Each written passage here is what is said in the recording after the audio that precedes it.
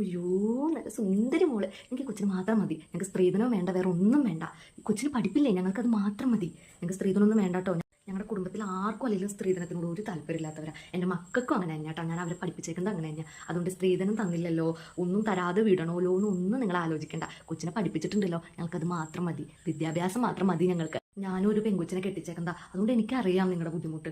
ഒരു പെണ്ണിനെ കെട്ടിക്കണമെങ്കിൽ എന്തോരം ചെലവും ബാധ്യതകളും ഒക്കെ വരുമെന്ന് എനിക്കറിയാം. അതുകൊണ്ടാണ് ഞാൻ പറഞ്ഞത്, എനിക്ക് സ്ത്രീധനം ഒന്നും വേണ്ട കേട്ടോ. എൻ്റെ മോളെ പോലെ തന്നെ ഞാൻ നോക്കിക്കോളാം. എനിക്ക് കൊച്ചിനെ മാത്രം അങ്ങ് തന്നേച്ചാൽ മതി.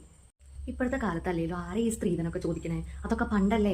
ഞാനൊക്കെ കെട്ടി വരുമ്പോൾ അന്നത്തെ കാലത്ത് പിന്നെ സ്ത്രീധനമാണ്. സ്ത്രീധനം ഇല്ലാതെ ആരും കല്യാണം കഴിക്കില്ല. ഇന്ന് അതൊക്കെ ആരെ നോക്കണേ? ഇന്ന് വിദ്യാഭ്യാസമല്ലേ വലുത്. നമുക്ക് അതല്ലേ വേണ്ടത്. ഒറ്റയ്ക്ക് നിൽക്കാൻ പഠിക്കണം. ഒരു പെണ്ണിനെ സംബന്ധിച്ച് വിദ്യാഭ്യാസമാണ് അവൾക്ക് വലുത്. അതാണ് അവൾക്ക് വേണ്ടതും. അപ്പോൾ ആ വിദ്യാഭ്യാസം നിങ്ങൾ അവൾക്ക് കൊടുത്തിട്ടുണ്ട്. ഞങ്ങൾക്ക് അത് മതി. അതുകൊണ്ട് ഞങ്ങളുടെ സ്ത്രീധനം എന്ന് പറയുന്നത് ഈ മോള.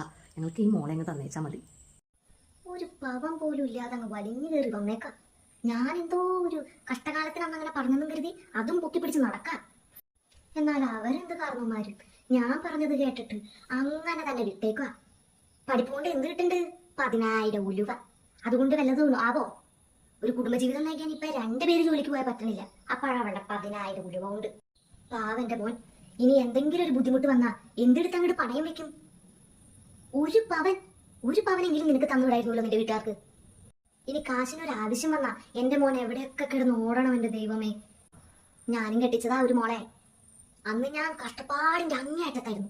എന്നാലും ഞാനിന്ന് എന്തെങ്കിലുമൊക്കെ ആക്കിക്കൂട്ടി 50 പവനാ കൊടുത്തേ. അതെങ്ങനെയാ? കാരണന്മാർക്കൊരു തോന്നല് വേണം മക്കൾ അവനോന്റെയാന്ന്. ഇതങ്ങോട്ട് അഴിച്ചു വിട്ടേക്കാലേ. ചെല്ലനോടത്ത് അങ്ങോട്ടും പണം കായ്ക്കണം മരമുണ്ടെന്ന് കരുതി. നിനക്ക് കിട്ടണ ഈ 10,000 രൂപ വെച്ചിട്ട് എങ്ങനെ ജീവിക്കാന്ന് കരുതിയാ? കാണാൻ വല്ല കോലമുണ്ടോ? അതുമില്ല. കുറച്ച് വിദ്യാഭ്യാസം മാത്രം പുഴുങ്ങി കിട്ടി കൊണ്ടുവന്നിട്ടുണ്ട്.